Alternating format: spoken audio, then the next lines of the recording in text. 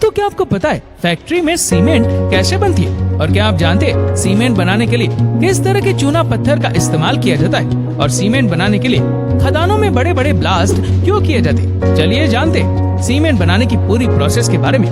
दोस्तों, वीडियो अंत तक जरूर देखें और पसंद आए तो शेयर जरूर करें। सीमेंट बनाने की शुरुआत होती है चूना पत्थर की खदानों में ब्लास्ट करने से।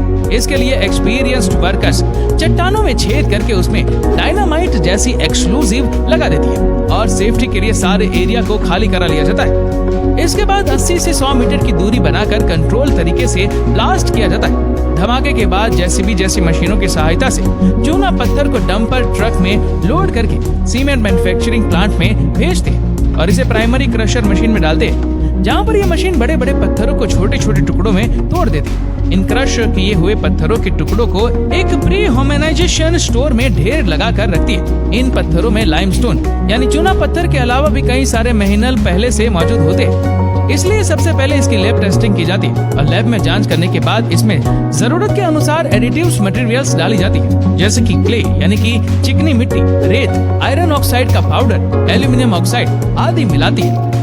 आयरन ऑक्साइड ही वह चीज होती है जिसकी वजह से सीमेंट का रंग ग्रे यानी स्लेटी कलर का होता है। अब इन सबको मशीनों की सहायता से अच्छे से मिक्स करती है और इसे रूरल ग्राइंडिंग मशीन में भेजते हैं। ये मशीन इन सबको अच्छे से मिक्स करके आटे की तरह पीस देती है और इसका पाउडर बना देती है, जिसे रो मिक्स कहते हैं। इस पाउडर को होमोजेनाइजेशन सिलो यानी टैंक में रखते हैं और आगे बढ़ने से पहले फिर से इसका लैब टेस्ट करते हैं ताकि इसका केमिकल कंपोजिशन ठीक है या नहीं पता चल जाए, जहाँ से फिर इसे प्री हीटेड टावर में भेजते हैं। इसकी ऊंचाई 100 मीटर के आसपास होती है। प्री हीटर में जाने से पहले 850 डिग्री सेल्सियस तक गर्म किया जाता है। इसके लिए रो मिक्स को टावर के ऊपर से डालते जाते हैं और ग्रेविटी के कारण ये अपने आप नीचे की ओर गिरने लगता है, लेकिन नीचे से आने वाली गर्म हवाएं इसे गर्म कर देती है, जो कि असल में क्लीन भट्टी से निकली एग्जॉस्ट गैसें होती है।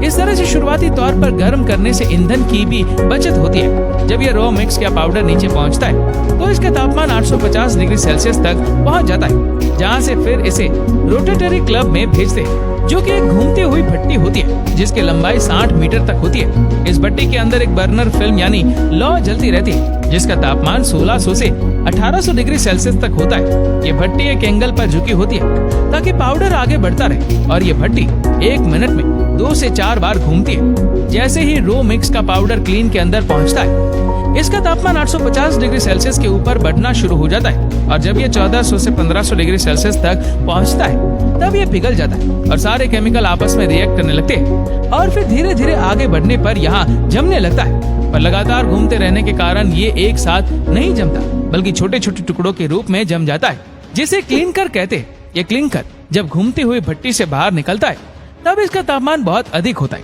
इसके लिए इसी क्लिंकर कूलर से गुजारती है, जो इसका तापमान जल्दी कम करके 100 डिग्री सेल्सियस तक कम कर देता है। वहाँ से फिर ये क्लिंकर स्टोरेज में पहुँचता है, जहाँ पर हजारों टन क्लिंकर को बंद जगह पर रखा जाता है ताकि इमरजेंसी में अगर प्लांट बंद भी हो जाए तो भी स्टोरेज की वजह से ही लगातार सीमेंट बनता रहे। फिर यहाँ से ये क्लिंकर पहुँचता है बॉल ग्राइंडिंग मशीन में। इस मशीन में इसके नाम की तरह ही हजारों स्टील बॉल डाली जाती है, जिसके बीच में इसे क्लिंकर के टुकड़े घूम घूम कर आटे की तरह महीन पीस जाते हैं। इसी समय इसमें 2 से 3% जिप्सम ऐड कर देती है। जिप्सम सीमेंट को जल्दी जमने से रोकता है ताकि काम करने में आसानी हो और दरार ना पड़े। और अगर पीपीसी सीमेंट बनाना हो तो इसमें 20 से 30% कोयले की फ्लाइट्स भी ऐड कर देते हैं, जो कि एक तरह की राख होती है। इसके बाद पीसे हुए पाउडर को सेपरेट मशीन से गुजारते हैं, जो महीन पाउडर को छान कर अलग कर देती है और बाकी पार्टिकल्स को फिर से बॉल ग्राउंड मशीन में भेज देती है। दोबारा पीसने के लिए अब जो पाउडर हमें मिला है वही सीमेंट है, जिसे हम सीमेंट साइलो में रखते हैं, जहाँ पर हजारों टन सीमेंट को रखा जाता है। इसके बाद इस सीमेंट को प्लास्टिक बैग या बोरी में पैक करते हैं, जिसके लिए एक ऑटोमेटिक सीमेंट फिलिंग मशीन में वर्कर्स लगातार बैग लगाती जाती है और मशीन इसमें सीमेंट भर के पैक करती जाती है।